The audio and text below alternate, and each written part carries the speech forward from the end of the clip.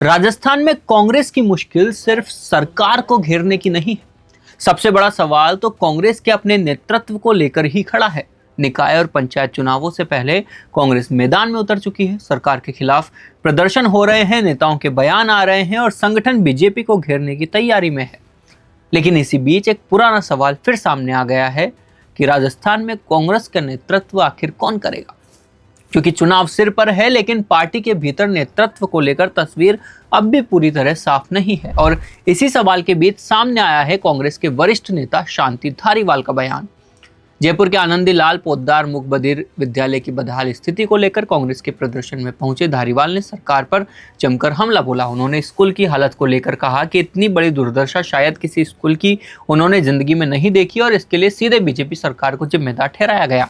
इतनी बड़ी दुर्दशा मेरा ख्याल है कभी जिंदगी में किसी की नहीं होगी, किसी स्कूल की जो आनंदीलाल पोद्दार मुक बधिर विद्यालय की हुई है। उसी को लेकर के आज कांग्रेस जो है वहाँ पर जाकर के सब कुछ किया था। अब ये सरकार की बिल्कुल नाकामी है, ये निकम्मी सरकार है जो स्कूलों को भी जो है दुरुस्त नहीं रह सकती। छात्रों का जीवन जो है संकट में है। यानी सड़क पर मुद्दा था स्कूल की बदहाली और छात्रों का भविष्य। लेकिन कैमरे के सामने दूसरा सवाल ज्यादा बड़ा हो गया। आने वाले निकाय और पंचायत चुनाव में राजस्थान कांग्रेस का चेहरा कौन होगा? क्योंकि कांग्रेस लंबे समय से इस सवाल से जूझ रही है कि चुनाव की कमान किसके हाथ में होगी। क्या पार्टी अशोक गहलोत के चेहरे पर चुनाव लड़ेगी या फिर प्रदेश कांग्रेस कमेटी के मौजूदा नेतृत्व को आगे करके चुनावी मैदान में उतरेगी? यही पत्रकार ने धारीवाल से सीधा सवाल पूछा और धारीवाल का जवाब दिलचस्प मिला। उन्होंने कहा कि वह अशोक गहलोत को राजस्थान का हाई कमान मानते हैं। अब इस बयान को सिर्फ एक नेता की व्यक्तिगत राय कहकर छोड़ देना आसान है, लेकिन राजनीति में शब्दों का अपना वजन होता है, खासकर तब जब निकाय और पंचायत चुनाव नजदीक हो और पार्टी के भीतर नेतृत्व को लेकर पहले से ही सवाल उठ रहे हों। धारीवाल से जब पूछा गया कि अशोक गहलोत को प्रदेश का हाईकमान मनाने के पीछे तर्क क्या है, तो उनका जवाब था, मन है मेरा। यानी उन्होंने इसे किसी औपचारिक संगठनात्मक व्यवस्था के तौर पर पेश नहीं किया, बल्कि साफ कर दिया कि यह उनकी अपनी राजनीतिक धारणा है। और यहीं से कांग्रेस के लिए असली सवाल भी पैदा होता है। अगर पार्टी का आधिकारिक नेतृत्व एक तरफ है और वरिष्ठ नेता अपने राजनीतिक प्रभाव के आधार पर किसी दूसरे चेहरे को राजस्थान का हाईकमान बता रहे हैं, तो चुनाव के वक्त संदेश आखिर क्या जाएगा? क्योंकि चुनाव सिर्फ सीटों का गणित नहीं होता, चुनाव नेतृत्व की स्पष्टता का भी इम्तिहान होता है। और कांग्रेस के सामने अभी यही बड़ी चुनौती है। एक तरफ बीजेपी सरकार के खिलाफ एंटी इनकम्बेंसी और स्थानीय मुद्दों को लेकर कांग्रेस आक्रामक होना चाहती है, दूसरी तरफ पार्टी के भीतर यह बहस बनी हुई है कि चुनावी रणनीति और नेतृत्व का अंतिम चेहरा कौन होगा। और धारीवाल का बयान इसी बहस को फिर सामने ले आया है।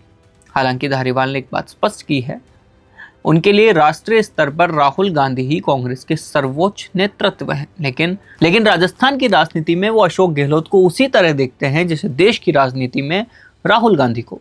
यानी उनके बयान में एक तरह से राष्ट्रीय नेतृत्व और राजस्थान के राजनीतिक नेतृत्व के बीच अंतर साफ दिखाई देता है। अब सवाल यह है कि क्या यह सिर्फ शांति धारीवाल की व्यक्तिगत राय है या फिर कांग्रेस के भीतर आज भी अशोक गहलोत के राजनीतिक प्रभाव की एक झलक? क्योंकि गहलोत मुख्यमंत्री पद पर नहीं है, लेकिन राजस्थान कांग्रेस की राजनीति में उनका नाम अब भी लगातार सामने आता है और यही कांग्रेस के लिए चुनौती भी है। पार्टी अगर निकाय और पंचायत चुनावों में बीजेपी और को चुनौती देना चाहती है, तो उसे सिर्फ सरकार की कमियां गिनाने से काम नहीं चलेगा। उसे यह भी बताना होगा कि राजस्थान कांग्रेस की कमान किसके हाथ में है, चुनावी रणनीति क्या है और जनता के सामने उसका नेतृत्व करेगा कौन। क्योंकि बीजेपी के खिलाफ कांग्रेस जितना बड़ा हमला करेगी, उतना ही बड़ा सवाल उससे अपने घर को लेकर भी पूछा जाएगा। कौन नेतृत्व करेगा, किस चेहरे पर चुनाव लड़ा जाएगा, और सबसे अहम कि क्या कांग्रेस राजस्थान में अपने पुराने नेतृत्व के प्रभाव और मौजूदा संगठनात्मक नेतृत्व के बीच कोई साफ संतुलन बना पाएगी। शांति धारीवाल का बयान इसी सवाल को फिर जिंदा कर गया है और अब देखना यही है कि निकाय और पंचायत चुनावों से पहले कांग्रेस इस सवाल का जवाब देती है या फिर मन की इच्छा आने वाले बयान ही उसकी राजनीतिक तस्वीर तय करते रहेगी। अपना पॉडकास्ट शुरू करना चाहते हैं और चाहते हैं कि पहले दिन से उसे लाखों लोग देखें, तो अब ये पॉसिबल है जयपुर में।